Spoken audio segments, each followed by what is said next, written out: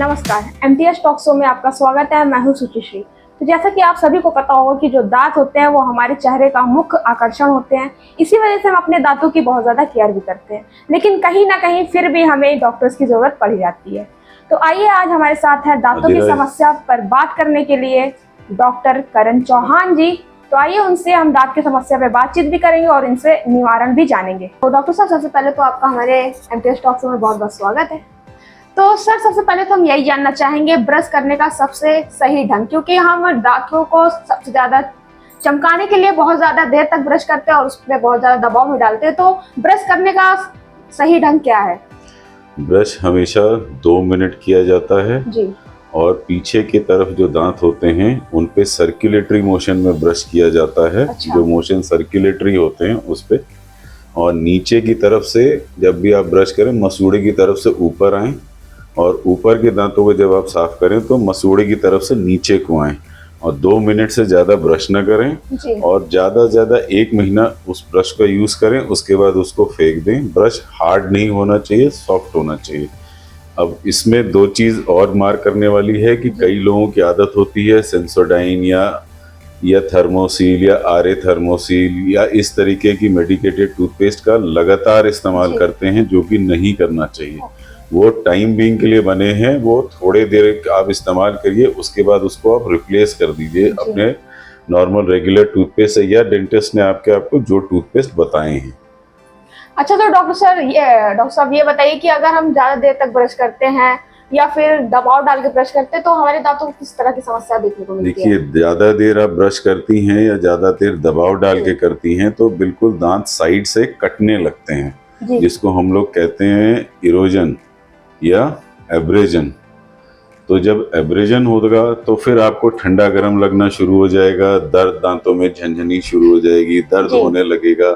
आप कुछ खाएंगे तो आपको तकलीफ होगी, या आप पानी पी रहे हैं तो आपको दर्द होना शुरू हो जाएगा। ये दर्द 24 घंटे होगा, तो फिर प्रोसेस उसमें दूसरा हो जाएगा। फिर या तो आप जाके उस पर फिलिंग कराएंगे, या इतना तेज आपके दांतों में झंझनाहट हो रही होगी कि मजबूरी हो जाएगी आपको अपने दांतों पे रूट कैनाल करा के उनका कैप कराना। तो इसीलिए बेस्ट ऑप्शन होता है कि आप उनको 2 मिनट से ज़्यादा ब्रश ना करें, सर्कुलेटरी मोशन में पीछे की तरफ, नीचे सामने की तरफ, मसूड़ों से ऊपर आए हल्के हाथों से, और सामने ऊपर की तरफ मसूड़ों से नीचे की तरफ आए। लेकिन ये जितनी बार भी आप ब्रश कर रहे हैं, जो भी करें, हल्के हाथों से करें, बहुत तेज दबा के दांतों पे ना करें।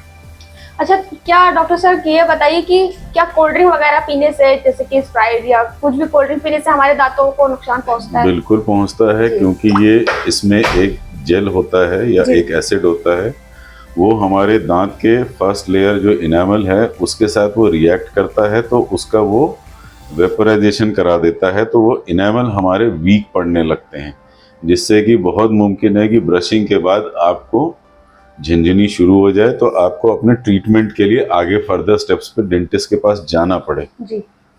तो ये बताइए कि सर, जो हमारे दांतों में ढीलापन हो जाता है वो किसके कारण होता है? ढीलापन के कई सारे कारण है। या तो आपके दांतों में पायरिया है, जो कि आप ब्रश प्रॉपर नहीं कर रहे, उसकी वजह से है, ये सबसे बड़ा कारण है। या आपको कोई दवाइयाँ चल रही हैं जिसके वजह से मसूड़े बढ़ गए हैं, एनलार्ज हो गए हैं, या आपका कोई ट्रीटमेंट चल रहा है डायबिटीज़ का, ब्लड प्रेशर का, या कैंसर का किसी का, जिसकी वजह से दांत फिर धीरे धीरे करके कमज़ोर पड़ने लगते हैं। या आपकी बहुत ज़्यादा पान गुटखा खैनी खाने की आदत है, तो वो भी एक कारण होते हैं दांतों को खराब करने के। तो सर, इसका बचाव हम किस तरह से कर सकते हैं? पहली बात तो ये कि आप पान गुटखा खैनी का सेवन बंद करें। जी। ठीक। दूसरी बात, अगर आपके दांतों में पायरिया है जिसकी शुरुआती लक्षण है कि मुंह में बदबू आ रही है, मसूड़े सूज रहे हैं, खून आ रहा है, तो तुरंत जाएं अपने डेंटिस्ट के पास, उसकी सफाई कराएं दांतों की। उसके बाद एक माउथ वॉश दिया जाता है, कुछ मसूड़े की मालिश करने की दवाइयाँ दी जाती हैं उससे, और एक मंजन दिया जाता है, जिससे कि आपके दांतों में मसूड़ों में कुछ दिन के बाद आपको राहत मिल जाती है। लेकिन अगर आप इसी को नेग्लेक्ट करते हैं तो फिर आपके दांत हिल जाएंगे और आपको मजबूरी उन दांतों को निकलवाना पड़ेगा। तो क्या ऐसा सुनने में आता है कि ये जो ढीलापन होता है, क्या उसके कारण ही हमें मधुमेह होने का खतरा भी होता है? मधुमेह से ढीलापन हो सकता है, मधुमेह वहां से नहीं हो सकता। हाँ, आपके दांत अगर गंदे हैं तो उस गंदगी का इन्फेक्शन आपके हार्ट को जाने की संभावना बहुत होती है। उस कंडीशन में उसको कहते हैं सब एक्यूट बैक्टीरियल एंडोकार्डाइटिस, जो कि संभावना है, बनती है। तो डॉक्टर साहब, ये हमारे मसूड़े कैसे खराब हो जाते हैं, इसके पीछे का क्या कारण है? मसूड़े खराब होने के मैंने आपको पहले भी बताया कि पान गुटखा खैनी का सेवन जो लोग करते हैं वो, या बहुत ज़्यादा कोई खट्टी चीज़ का इस्तेमाल कर रहे हैं, लगातार नींबू का रस पी रहे हैं और लगातार कोल्ड ड्रिंक की हैबिट है उनकी, या उनको मधुमेह है, या उनको ब्लड प्रेशर है, तो इन सब दवाइयों का एक असर होता है मसूड़ों के ऊपर, उससे दांत हमारे कमज़ोर पड़ने लगते हैं।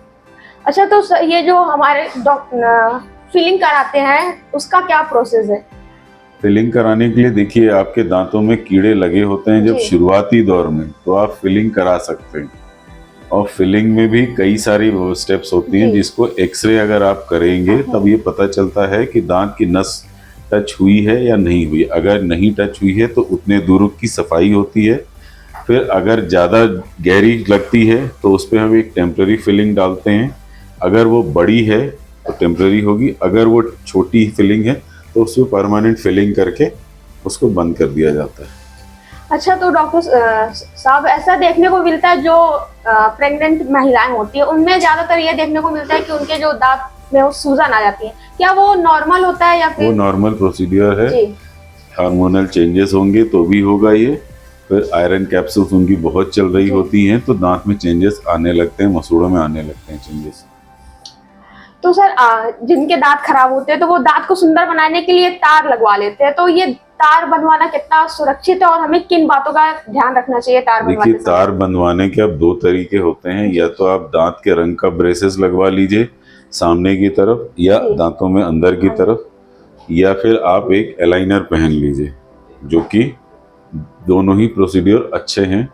और जो अलाइनर है उसमें आपको थोड़ी दिक्कत इस बात की कम है कि खाना खाने में आपको प्रिकॉशन रखना है। ब्रेसेस लगने में आपको खाना खाने में प्रिकॉशन रखना है, क्योंकि आप बहुत कोई चीज़ को काट नहीं सकते, क्योंकि वो ब्रेसेस लगाए गए हैं वो टूटने नहीं चाहिए। वो पर्टिकुलर प्लेस पे लगाए जाते हैं जहाँ से दांत काफ़ी मूव कर सकते हो। सही मूवमेंट जो दांतों का हमको चाहिए, दांत अंदर करने के लिए जो डेंटिस्ट को एक मूवमेंट चाहिए, वो उस पर्टिकुलर प्लेस पे ब्रेसेस लगाए जाते हैं। और अगर उन ब्रेसेस को बार बार तोड़ा जाता है तो वो मूवमेंट अचीव करना थोड़ा मुश्किल हो जाता है, फिर वो रिजल्ट जो चाहिए वो नहीं आता अच्छा। अच्छा, तो डॉक्टर साहब, ये देखने को मिलता है जिनके तार लग जाते हैं कभी कभी उनके मसूड़े में दिक्कत आ जाती है, क्योंकि वो पूरी सफाई नहीं हो पाती। उसके लिए सबसे बेस्ट ऑप्शन आपके डेंटिस्ट आपको बताएंगे, उसमें आप माउथ वॉश का इस्तेमाल करते रहिए रेगुलरली, क्योंकि आप ब्रशिंग नहीं कर पाते। तो माउथ वॉश जो होते हैं वो मेडिकेटेड जो माउथ वॉश है, वो अब इस मेडिकेटेड माउथ वॉश को आप मार्केट में लिस्ट्रीन से कंपेयर नहीं कर सकते। लिस्ट्रीन कोई माउथ वॉश नहीं है, वो माउथ फ्रेशनर है, माउथ वॉश नहीं है वो। माउथ वॉश से आप उसको इस्तेमाल करेंगे जब, तो आपको मसूड़े में डैमेज होने के चांसेस कम कर देता है वो, क्योंकि आपके ज़्यादातर जगहों को सफाई कर लेता है, ज़्यादातर जगहों की सफाई हो जाती है। अच्छा, तो फिर हमें किन बातों का ध्यान रखना चाहिए अगर हम दांत में तार बनवा रहे हैं? तो डॉक्टर से लेके हमें किन बातों तक का ध्यान रखना चाहिए? पहली बात तो आपको अपने डॉक्टर के पास जाना पड़ेगा। जाने के बाद वो पहले आपका नाप लिया जाएगा। इम्प्रेशन लेने के बाद आपका एक एक्सरे होगा, उसके बाद वो एनालिसिस होती है कि कौन सा दांत निकलेगा। निकलने के बाद आपके दांतों पे ब्रेसेस लगेंगे, और ब्रेसेस जब लगते हैं तो फिर आपको रेगुलर विजिट पे अपने डेंटिस्ट के पास जाना होगा। चाहे वो आपको 15 दिन में शुरुआत में बुलाएंगे या 1 महीने पे बुलाएंगे, जैसा उनको सूटेबिलिटी होती, आपको उस हिसाब से उनके पास रेगुलर विजिट पे जाना होगा। अगर आप विजिट अपनी गैप करते हैं तो फिर वो डेंटिस्ट के लिए मुश्किल होने लगती है उसको अचीव करना रिजल्ट। फिर वो लंबा हो जाता है ट्रीटमेंट, जिससे लोग थोड़ा सा इरिटेट हो जाते हैं कि हमारा ट्रीटमेंट ज़्यादा चल रहा है। अच्छा, तो डॉक्टर साहब, एक ये कैपिंग होता है, तो कैपिंग का क्या प्रोसेस है और क्या कैपिंग हमारे दांतों के लिए सही होता है? बिल्कुल सही होती है। कैपिंग कुछ ऐसी गलत चीज़ नहीं है, क्योंकि अगर हम जब दांत को अपने नस को, या दांत डेड हो गया है हमारा, तो वो बिल्कुल एक सूखा पेड़ है जिसपे आप कोई भी एक चीज़ कड़ी पड़ेगी तो वो फट जाएगा। फटने के बाद दर्द उतना ही होगा जिस तकलीफ और दर्द में वो डेंटिस्ट के पास पेशेंट ने विजिट किया है। अब उस तकलीफ में रूट कैनाल होने के बाद कैप कर देने से खाने में कोई रेस्ट्रिक्शन नहीं होती। ऐसा सिर्फ च्युइंगम आपको बचाना है खाने के लिए, जी। बाकी आप जो खाना चाहते हैं सब खाइए पीजिए, उसमें कोई प्रॉब्लम नहीं। कैप कोई किसी भी तरीके से हानिकारक नहीं है। आजकल जो कैप्स आती हैं जिरकोनिया की, उसमें आपको कोई निकलवाने की जरूरत नहीं है। एमआरआई कराने के दौरान भी कोई निकल टाइटेनियम की जो पहले कैप्स आती थी उनमें आपको निकलवाने की जरूरत पड़ती थी एमआरआई कराते वक्त, वो क्योंकि वो एमआरआई पूरी ठीक से नहीं होने देती। अब वो जिरकोनिया कैप्स में भी ये प्रॉब्लम नहीं है, वो आप आराम से कराइए, उसमें कोई दिक्कत नहीं होती। अच्छा, तो डॉक्टर साहब ये जो फिलिंग होती है, तो फिलिंग एक टाइम के बाद वो निकल भी जाती है, तो क्या वो सही ढंग से नहीं होने के कारण निकल जाती है? ऐसा नहीं है कि फिलिंग निकलती है। फिलिंग कई बार ऐसा होता है कि आदमी एक्सपेरिमेंट शुरू कर देते हैं लोग। अगर डॉक्टर ने मना किया है कि अभी आप इधर से 2 दिन च्यू मत करिए या अभी पेप्सी का इस्तेमाल मत करिए, तो पेप्सी का इस्तेमाल ज़्यादा हो जाएगा या कोल्ड ड्रिंक का या एरिएटेड ड्रिंक का इस्तेमाल ज़्यादा हो जाएगा, तो वो फिर जो है शुरुआत हो जाती है, उसमें प्रॉब्लम शुरू हो जाती है, फिलिंग निकल जाती है। लेकिन फिलिंग निकलने के तुरंत बाद आप अपने डॉक्टर को विजिट करिए, वो रिफिल कराइए। उसको वैसे छोड़ देने से आपकी प्रॉब्लम ज़्यादा बड़ी हो जाएगी। तो सर जो दांतों में कैविटी लग जाती है, तो उससे हम बचाव किस तरह से कर सकते हैं? पहली बात तो ये कि दांतों में आप जो कुछ भी खाना चाहते हैं खाएं, लेकिन खाने के तुरंत बाद कुल्ला करें। मंथली रेगुलर डेंटल विजिट पे रहें, डेंटिस्ट को अपने दिखाते रहें। आप उसके कोई भी छोटी सी प्रॉब्लम जो है वो वहीं के वहीं ख़त्म हो सकती है। दूसरी बात ये कि माउथ वॉशेस का इस्तेमाल करिए। खाने में कोई भी चीज़ को बढ़ाइए मत। कोई चिपचिपी चीज़ को बढ़ा लिया खाने में, हर वक्त चिपचिपाई खाना शुरू कर दिया, जैसे चावल को खूब बढ़ा लिया या पिज़्ज़ा खूब ज़्यादा खाने लगे या बहुत ज़्यादा खट्टी चीज़ों का इस्तेमाल करने लगे या बहुत ज़्यादा मीठी चीज़ों का इस्तेमाल करने लगे, तो इन सारी चीज़ों से मुंह में दिक्कत होती है। और लोग रसगुल्ला या इस तरह की कोई मिठाई खाने के बाद कुल्ला नहीं करते, तो वो कुल्ला न करना ही दांत में कैविटी देने के लिए शुरुआत हो जाती है। अच्छा, तो सर ऐसा कुछ है कि जिससे हम तो ब्रश करते हैं दांत को चमकाने के लिए, या कोई ऐसा ट्रिक है जिससे हम ब्रश भी दबा के ना करें और हमारा कोई दांत ऐसी ट्रिक नहीं आती, दांत चमकेंगे नहीं। अलग अलग शेड हैं, हमारे देश में अलग अलग शेड पाए जाते हैं दांतों के, उन शेड के हिसाब से ही दांत के नेचुरल कलर्स होते हैं। कोई चमकाने के शेड नहीं होते, वो ब्लीच और लैमिनेट्स अलग चीज होती है। वो टाइम बीइंग के लिए तो बहुत अच्छी है, लेकिन ब्लीच से 100% रिजल्ट आए मैंने ये अपनी प्रैक्टिस में बहुत नहीं देखा। अच्छा, ऐसे सुनने में आता है कि कोई फल भी होते हैं, कई सारे फल खाने से हमारे दांत जो है ऐसा वो कुछ नहीं है, ऐसा कुछ नहीं होता कि फल खाने से दांतों में चमक आ जाएगी और फल नहीं खाने से दांत काले हो जाएंगे, पीले हो जाएंगे, ऐसा कुछ नहीं है।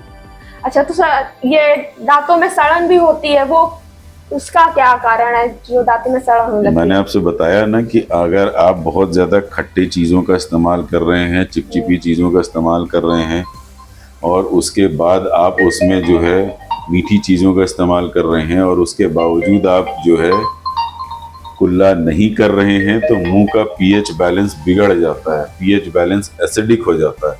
तो जैसे ही पीएच बैलेंस एसिडिक होगा, आपके मुंह में कैविटी होना लाजमी है। उसको पीएच बैलेंस को हमेशा बेसिक रखना चाहिए। जैसे आपने कुछ भी खाया हो, आप जाके कुल्ला करिए, कुल्ला करके तुरंत थूकिए, आपके मुंह में जितनी चीज़ें जमा हैं खाने की, वो सारी चीज़ें प्रॉपर तरीके से बाहर आ जाएंगी, तो आपकी कैविटी के चांसेस घट जाएंगे। अच्छा, तो डॉक्टर साहब ये और बहुत ज़्यादा प्यासे मत रहिए। ये नहीं कि पानी पी लिया एक बार सुबह में तो रात में फिर पानी पीने जा रहे हैं, तो वो प्यास जो हमारे लार में मौजूद सुक्रोज है वो दांतों के ऊपर आ जाता है, तो वो भी प्रमोट करता है कीड़े लगने में। अच्छा, तो डॉक्टर साहब ये हमें दांत हमारे मजबूत रहे तो हमें किस बातों का ख्याल रखना चाहिए? पहली बात तो आप अपने दांतों में हमेशा सफाई मेंटेन रखिए, दांत गंदे ना हो। और दांत अगर गंदे हो रहे हैं तो आप इमीडिएटली डेंटिस्ट के यहाँ विजिट करिए, मंथली डेंटिस्ट के पास जाइए। बीच बीच में जब जब आपको माउथ वॉश का या टूथपेस्ट बदलने का या ब्रश बदलने का दिया जा रहा है, तो आप उसको फॉलो करिए। खाना बहुत चिपचिपा या कोई भी चीज़ मत खाइए। माउथ रिंस जरूर करिए, रात में और सुबह में जरूर ब्रश करिए, प्रॉपर तरीके से करिए। बहुत ज़्यादा गर्म, बहुत ज़्यादा ठंडी चीज़ों का इस्तेमाल बंद कीजिए। बर्फ़ लोग चबाने लगते हैं, तो बर्फ़ का इस्तेमाल बंद कर दीजिए। ये सारी चीज़ों तो धीरे धीरे करके नॉर्मल हो जाएगी।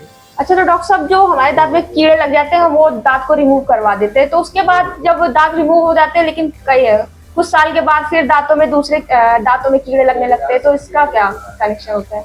कई बार कीड़े जेनेटिक होते हैं जी। जेनेटिक रोल भी प्ले करता है कीड़ों के लिए।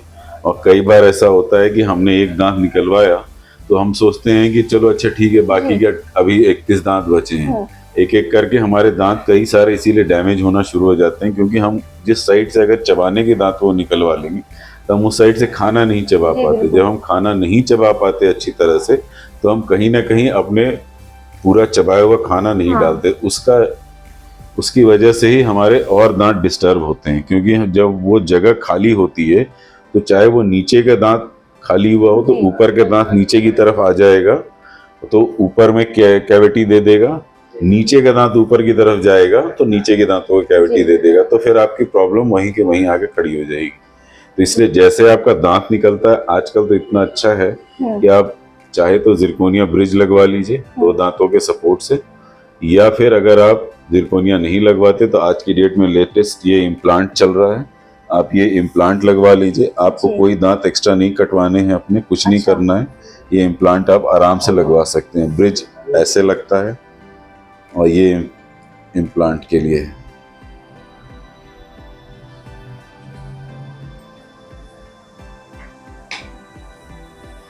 तो सर क्या हमारे दांतों को विटामिन की भी जरूरत पड़ती है, तो किस तरह की विटामिन? ऐसा तो अभी कुछ भी नहीं आया कि दांतों को विटामिन या कैल्शियम की एक्स्ट्रा जरूरत है। वो जब आप ग्रोथ फेज में हैं अपने तो आप ले रहे हैं।